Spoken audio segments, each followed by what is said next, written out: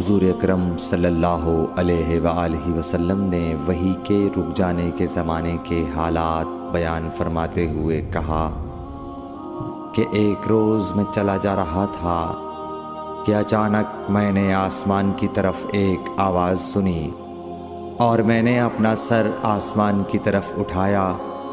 کیا دیکھتا ہوں کہ وہی فرشتہ جو میرے پاس غار حرا میں آیا تھا وہ آسمان و زمین کے بیچ میں ایک کرسی پر بیٹھا ہوا ہے۔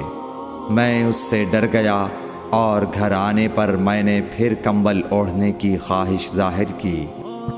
اس وقت اللہ پاک کی طرف سے یہ آیات نازل ہوئیں، اے لحاف اوڑھ کر لیٹنے والے، اٹھ کھڑا ہو اور لوگوں کو عذاب الہی سے ڈرا، اور اپنے رب کی بڑائی بیان کر، اور اپنے کپڑوں کو پاک صاف رکھ اور گندگی سے دور رہ۔ اس کے بعد وہی تیزی کے ساتھ پے در پے آنے لگی۔ صحیح بخاری حدیث نمبر 4۔